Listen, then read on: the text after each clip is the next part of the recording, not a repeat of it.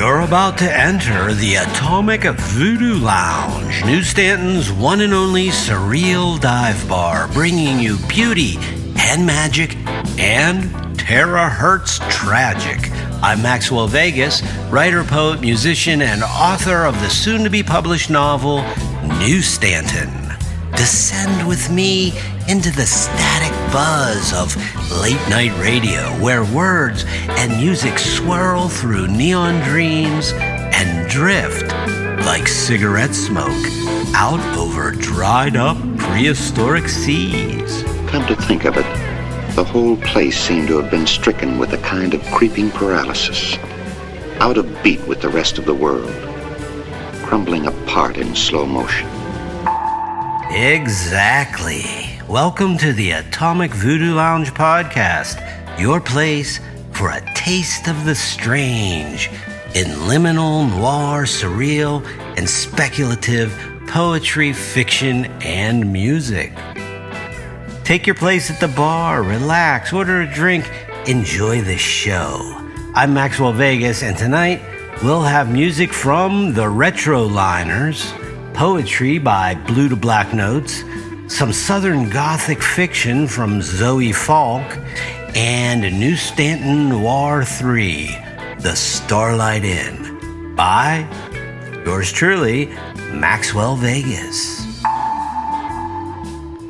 Before we get started with the cocktail of the evening, let me take a moment to promote a fellow writer. I featured Lee Stackhouse's fiction piece, Doe Eyes, back in episode 12 of the Atomic Voodoo Lounge.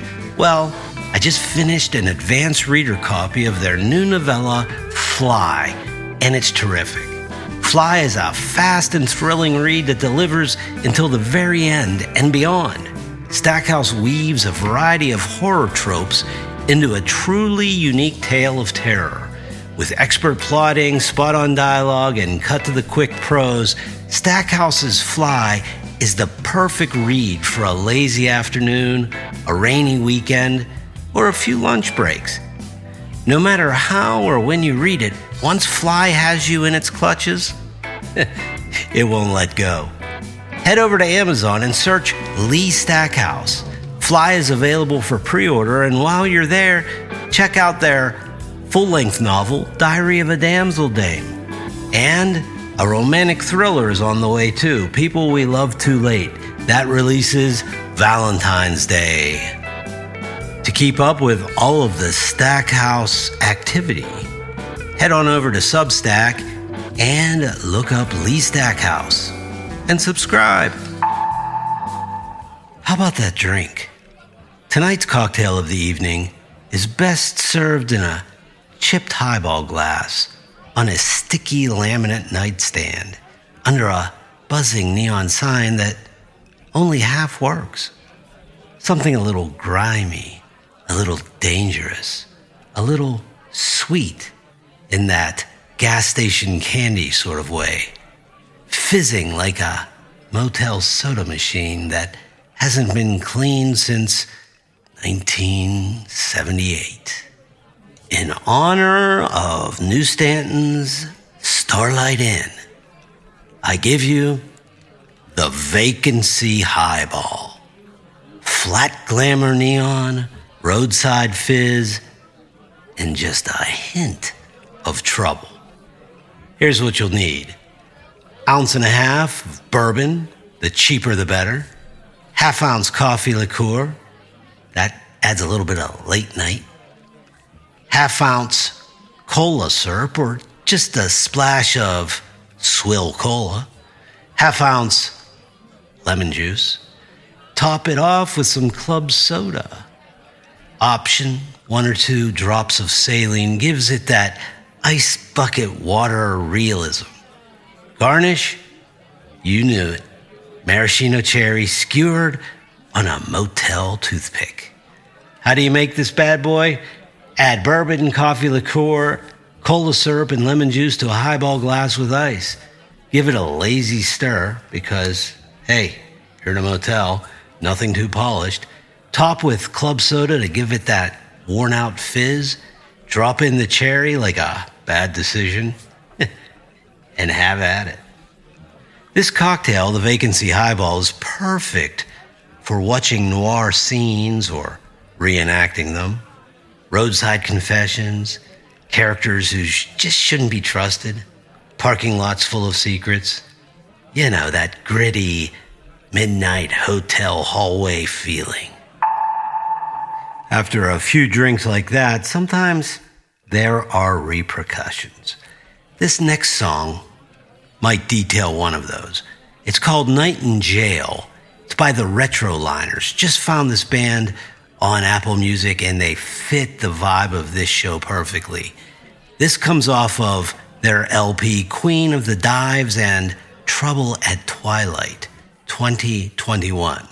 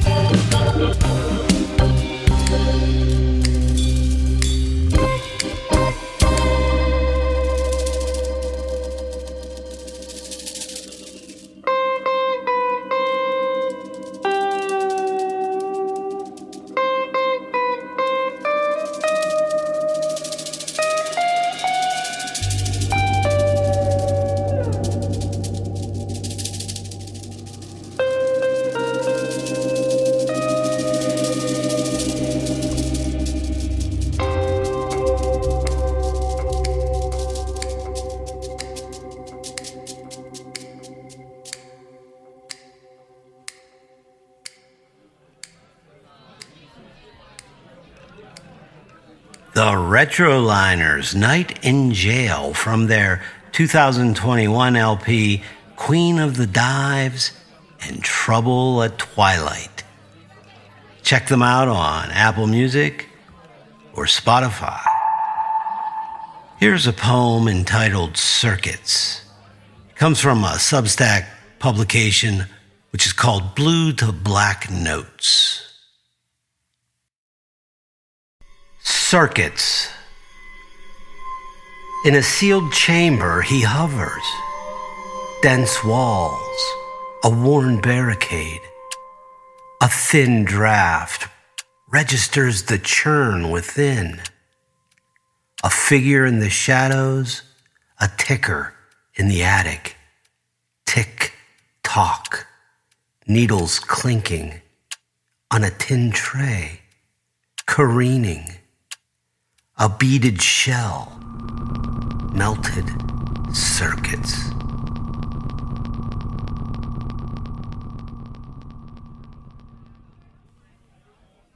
Please check out Blue to Black Notes on Substack. Lots of good stuff there. Lots of good poetry. Sure, we're in a bar now, but think back to those days in school, especially like junior high. Crossing that cafeteria. Were you a hero then?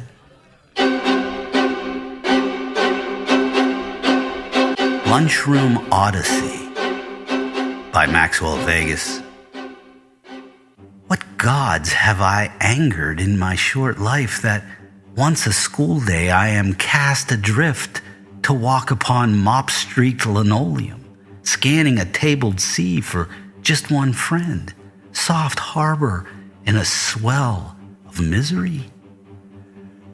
What hubris did I display or boast make that I should descend to such a rancid place, loath to meet the eyes of reddened faces which laugh and point over lunchbox debris as I step gingerly across their stage? What home will there be for me to return to now? An adolescent eternity floating betwixt Scylla and Charybdis, balancing plastic trays, strengthened my will to strive, to seek, to find, and not to spill.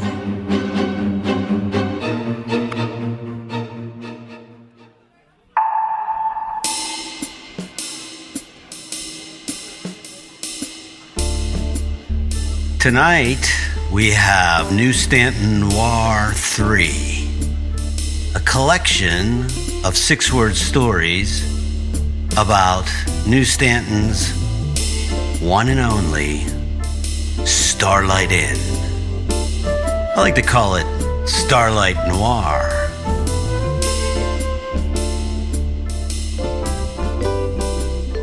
Starlight's fire, even when it isn't.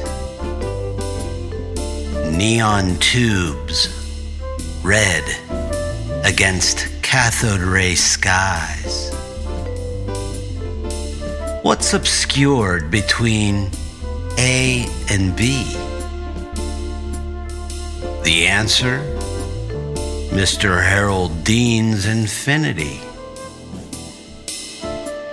The Starlight Inn surveys New Stanton. High heels scrape the rust-stained walkway.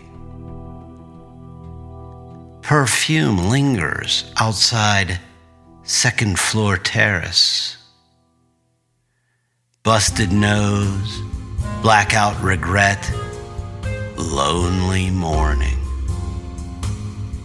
Behind the interference, Saturn's outline radiates. But I do the work of angels. Pour me another, you hungover devil.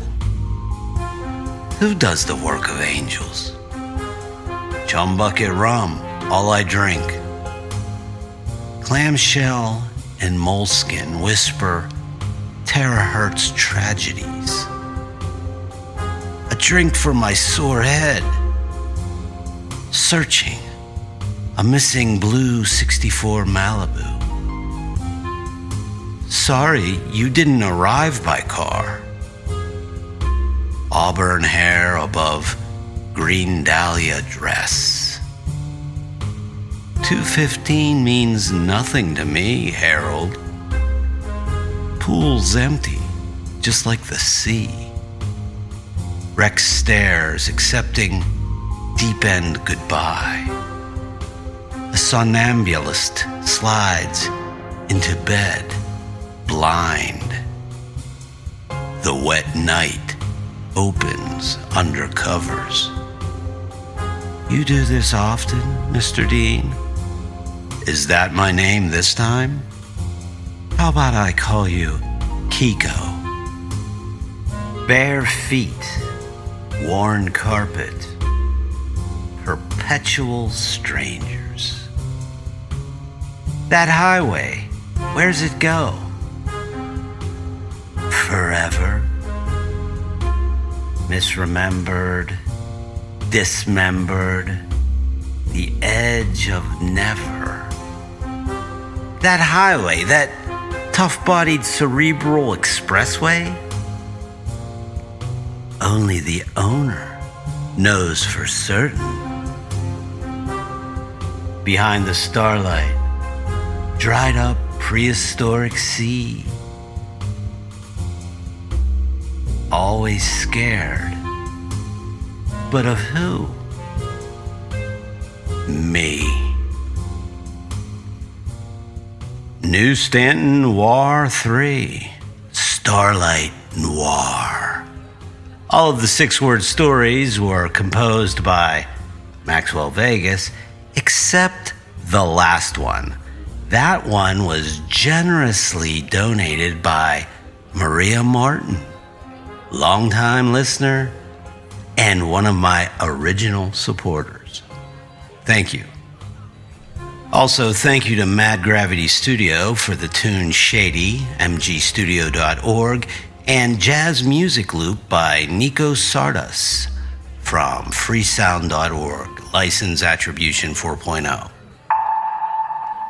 Here come the retro liners again, this time with Saint Mascara off of Lucifer's Lounge, their 2012 LP.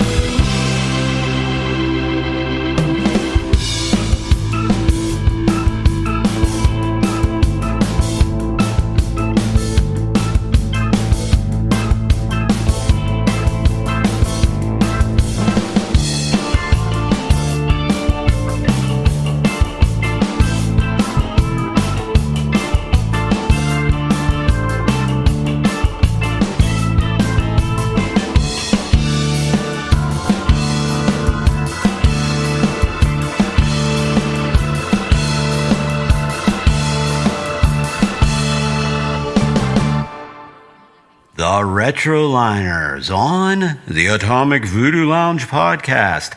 That was Saint Mascara from Lucifer's Lounge, 2012.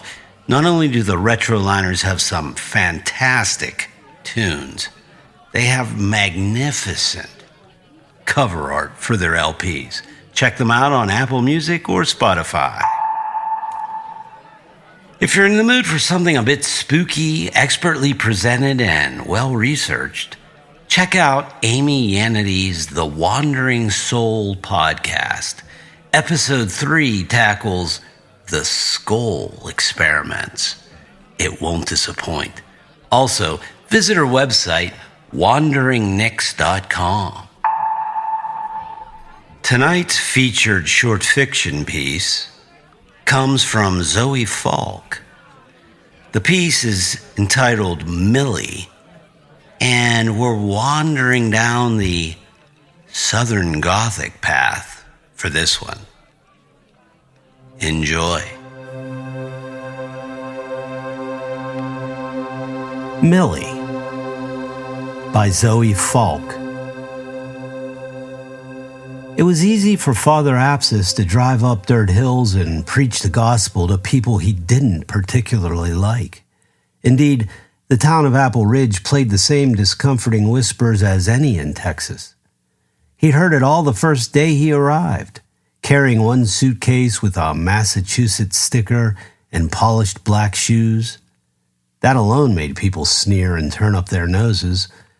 The last priest was a humble man with the thickest Southern accent one could muster, and for that, the farmers and their wives refused to accept anything new. He had thought of requesting to be stationed elsewhere, though such discomfort was meant for a priest. It's the Lord's word that I am here. I cannot be dissuaded by simple-mindedness. The confessions had been all the more difficult. Not a soul showed up at the 6 o'clock schedule to receive repentance. Perhaps this town isn't as God-fearing as they claim. It was on August 20th that he'd coast up the pale dirt road on Military Drive, coming to give the last rites to Cain Westwood, a farmer disliked in the community for his denial of Christ.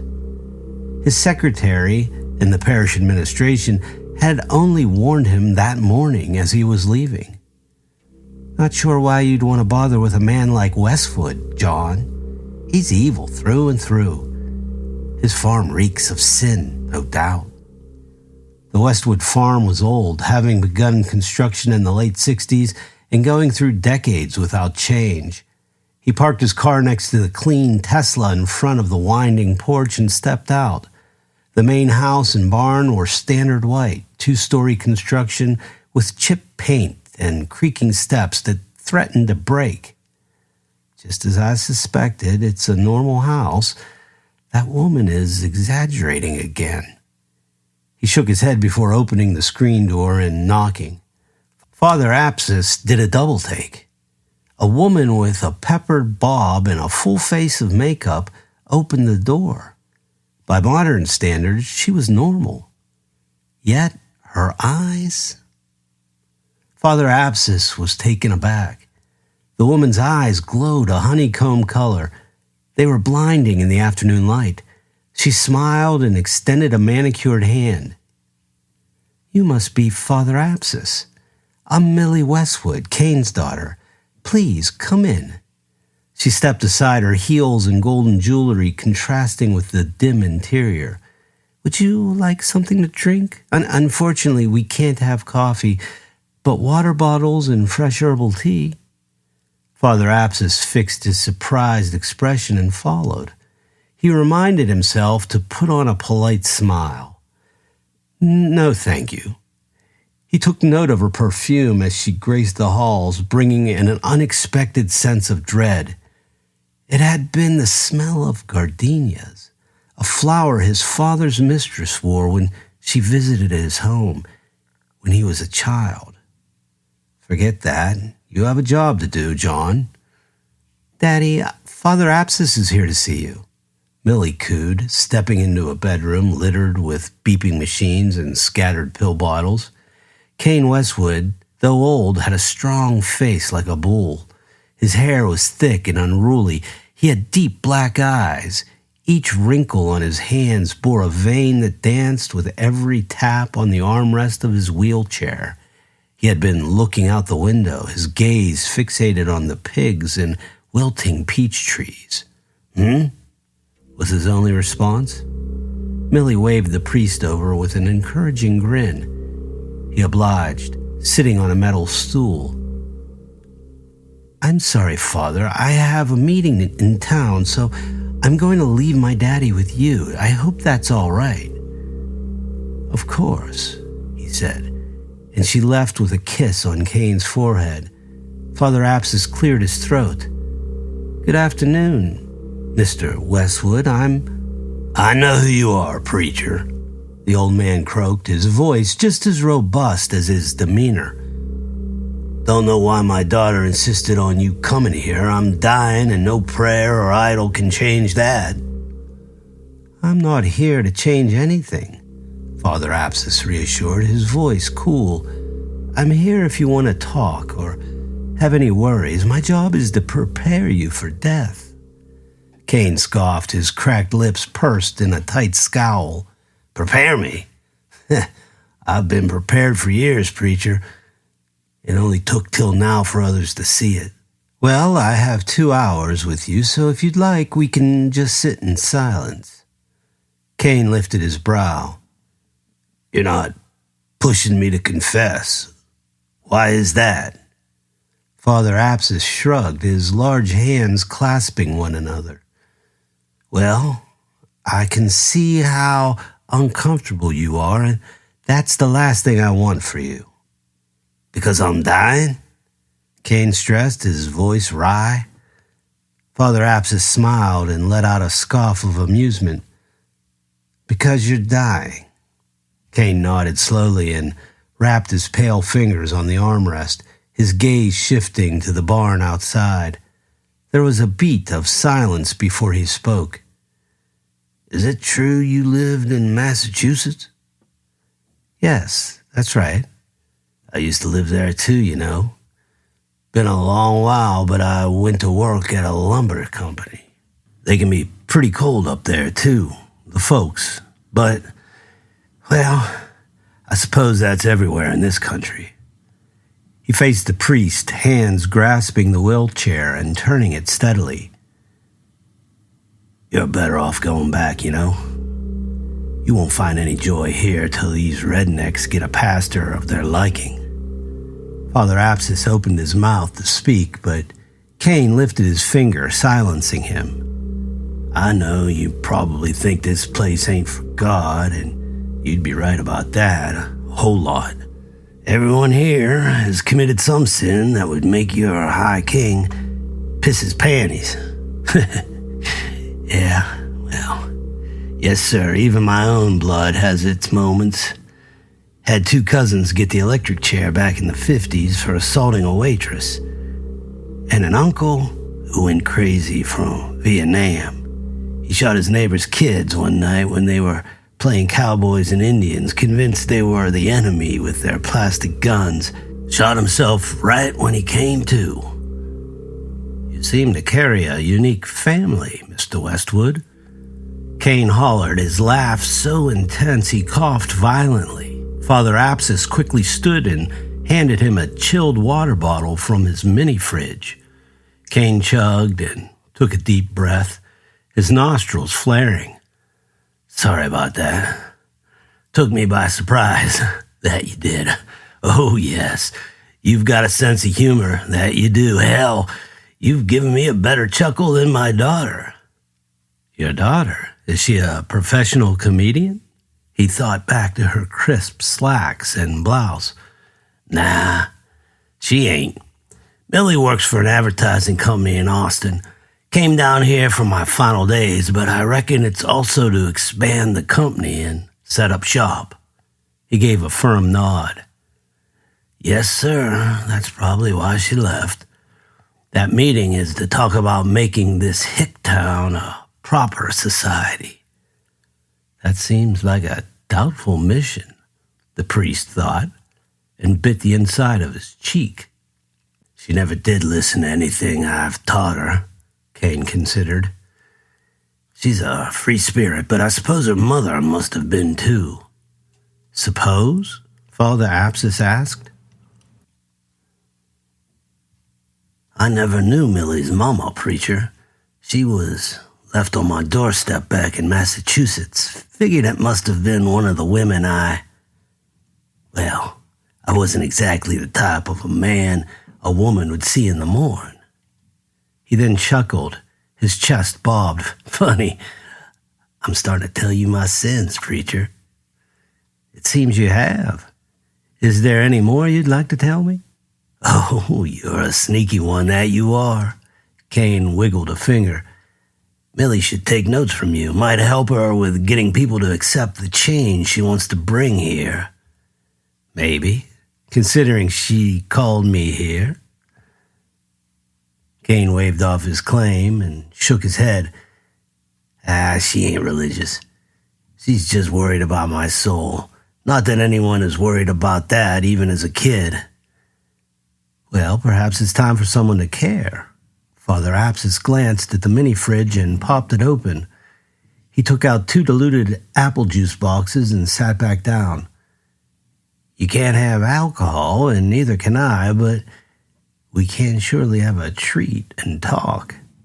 He sank the plastic straw into the box and set it by Kane's hand. The old man cracked a smile. All right, I'll entertain you, but only because I'm dying, and you can't tell anything to anybody, right?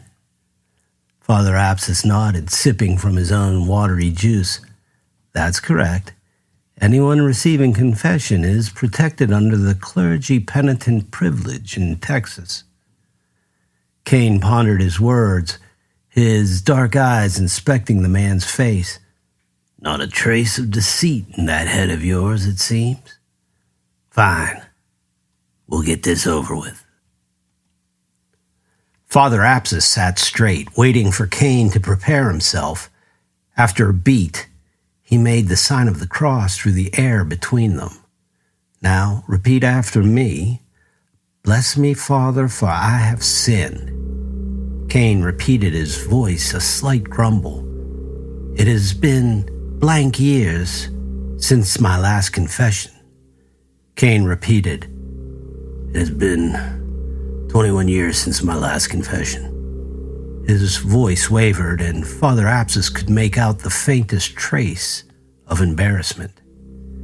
Tell me your sins, Mr. Westwood. Well, for starters, everything you've heard about me is true. His lips pursed as he continued. I've lied to women, cheated, and stolen in my life a couple of times. What have you stolen? I used to steal tires on parked cars.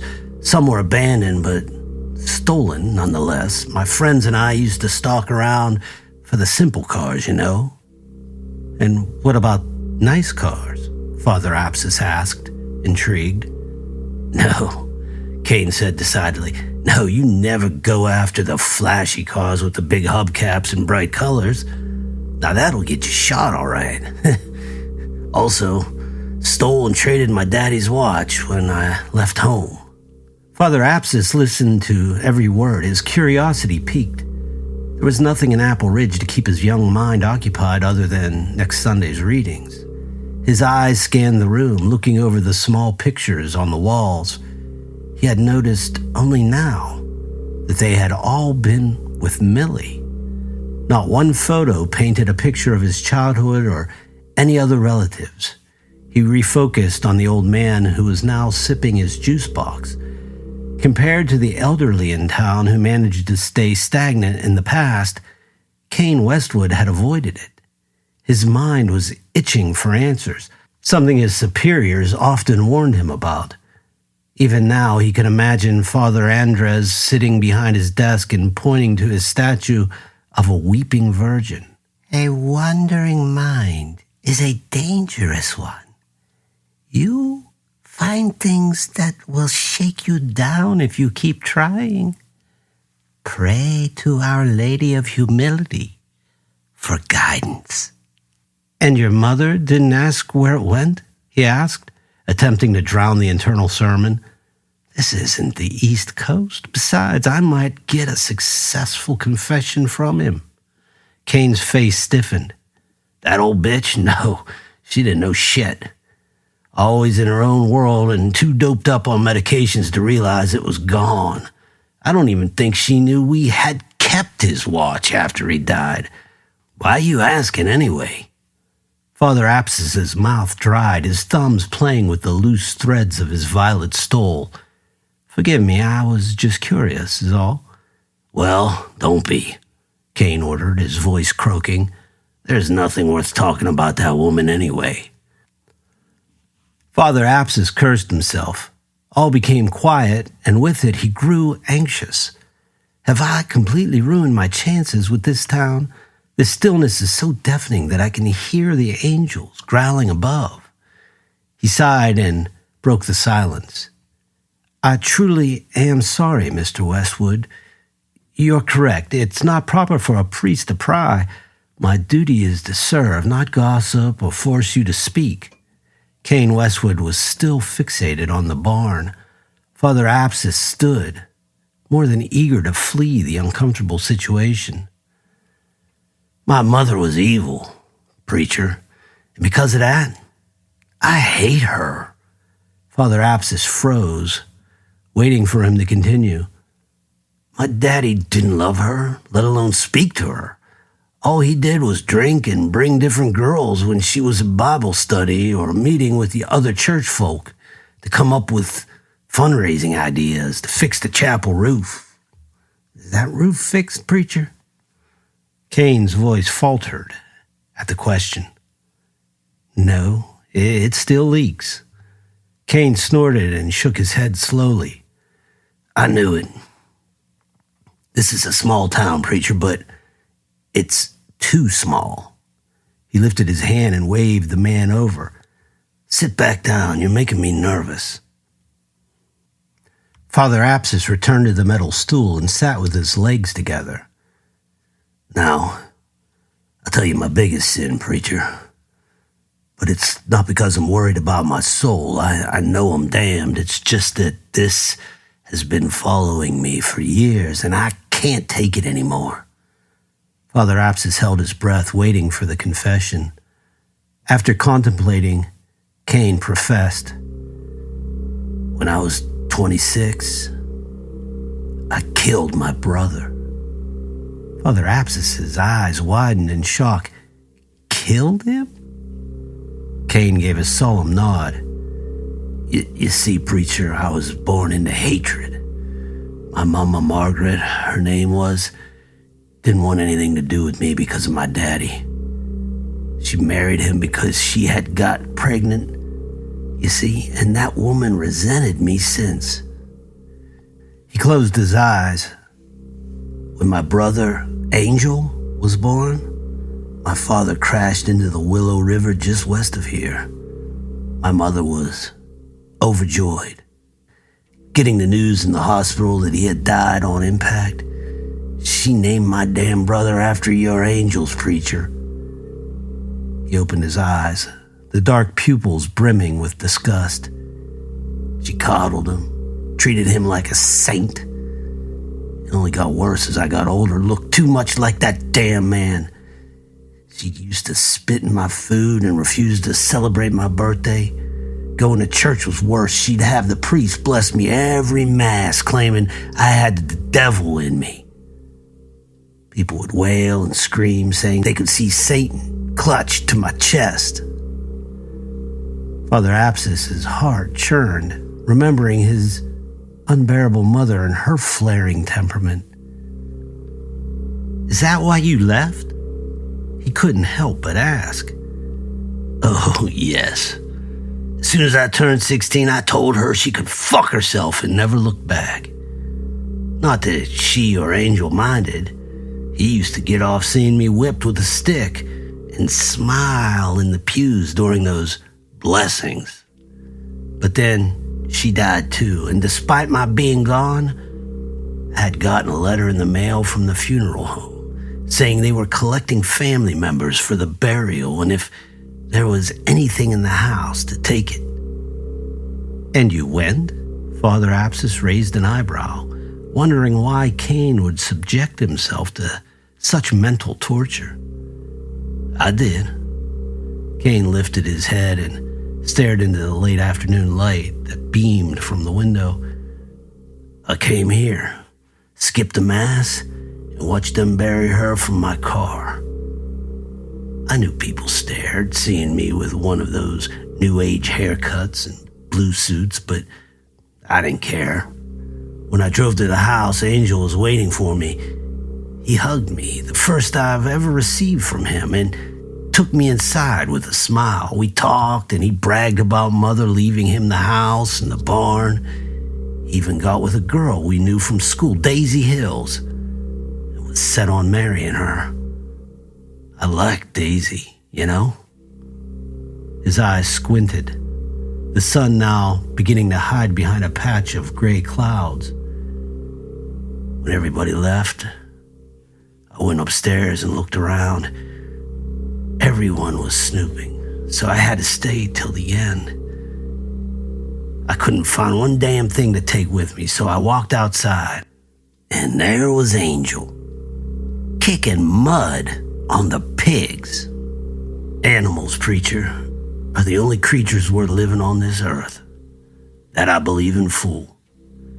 Anyway, he saw the look on my face and walked over, telling me, "You're too damn soft, Cain. Too fucking soft. That's why Mama left me with her. She loved me good, Cain. So good." Cain's brittle teeth clenched. I used to wonder why she'd let him sleep next to her so many times, even when he was big enough to play football. Disgusting bitch. Father Apsis shivered, feeling a cold draft drape over him. He shut his eyes, picturing a younger Cain, feeling the betrayal and horror he endured. He wouldn't shut his mouth, so I punched him. He pulled me into the mud and we fought next to the pigs. I swear they must have been placing bets by the way they stared at us. But in the end, he screamed, "Mommy loved me good," and laughed with his mouth full of mud. I wanted to make him stop is all, and there was a rock under the mud, so I picked it up and Cain's shoulders slumped. I couldn't recognize him when I lifted the rock. I'd smashed it into him so many times. He was a jumble of flesh. Before I could come to my senses, I chopped him into bits and fed him to the pigs. Pigs eat anything, preacher. Father Apsis's body was rigid, unsure of what to think. I know you probably think I'm a monster. Hell, I don't blame you. When Millie came to me, it felt like for once I had a chance to do good. So I raised her and gave her a good life. To this day, I've never spanked her, and I'm damn well proud of it. Hell, I even sucked up the courage to come back years later and buy the house. Millie wants it. Whatever she wants, she gets. Cain's face left the window and turned toward the priest. "Preacher, do you think someone like me will go to heaven?" Father Apsis swallowed his saliva and retold the story in his head. I think, considering the circumstances, God will forgive you if you're truly remorseful. Cain's eyes watered, and for the first time, the old man looked alive. "Thank you, preacher. You were right. This was a nice talk." Father Apsis placed a comforting hand on his and continued with the last rites. A month later, Cain Westwood was put to rest in the Apple Ridge Community Cemetery, his plot far away from his parents and nestled next to the town slaughterhouse. As expected, Millie was the only one who attended. She read a heartfelt eulogy in front of Cain's plot and despite Father Apsis insisting that he should return to the church, ended up following her into the house for lunch and cake. "Please, take a seat," Millie said softly and waved a dainty hand to the worn couch in the living room.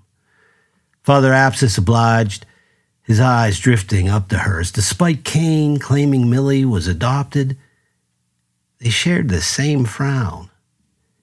He watched her disappear into the kitchen before glancing around the cluttered space. Nothing but old newspapers and books, he thought. A low whoosh came from the kitchen, followed by the clutter of pans.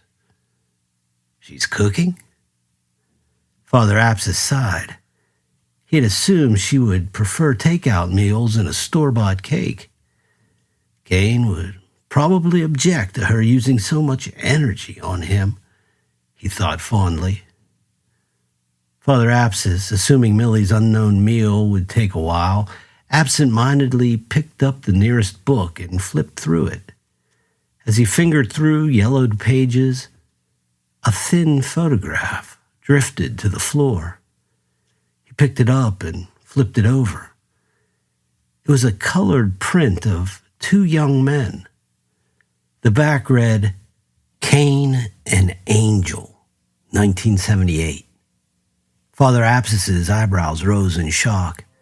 The taller boy with a permanent scowl was undoubtedly Cain.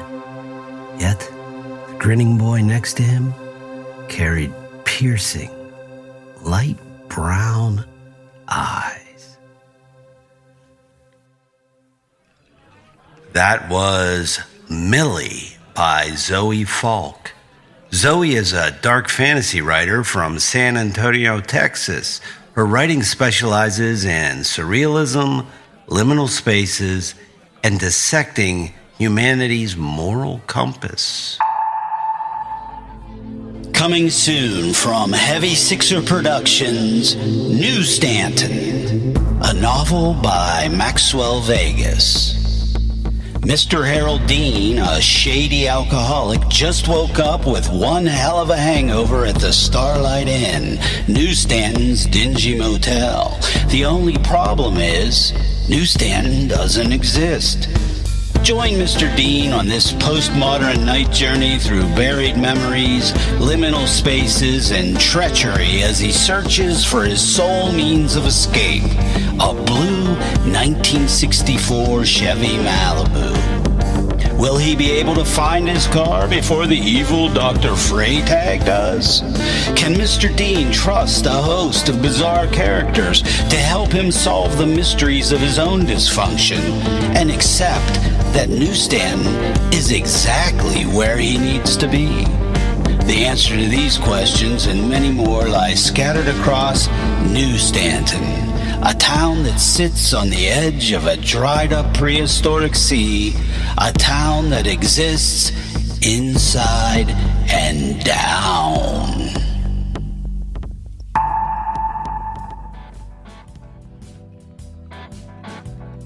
You know, the circle is the perfect geometric figure. No end, no beginning. That's right. Thanks for listening to the Atomic Voodoo Lounge podcast. I'm Maxwell Vegas, and I'll be holed up at the Starlight Inn, room 215. If you enjoyed this episode and you'd like to help support the podcast, please subscribe at atomicvoodoolounge.com. Did I mention it's free? Well, it's free. And spread the good word. If you are interested in contributing or being a sponsor, drop me a line and we can discuss the particulars. And don't forget, our 6-word noir challenge is open to subscribers via the Atomic Voodoo Lounge chat. Check out the Atomic Voodoo Lounge on Substack and subscribe. Find out more about Maxwell Vegas and Heavy Sixer Productions at heavysixerproductions.com or maxwellvegas.com. A big thank you to the Retroliners for their fantastic music, Mad Gravity Studio, mgstudio.org, for their song Shady, which we used under our 6-word noir stories. And we also used Jazz Music Loop by Nico Sardas. Circuits, the poem by Blue to Black Notes, Millie by Zoe Falk, some sound effects and music used under Creative Commons license.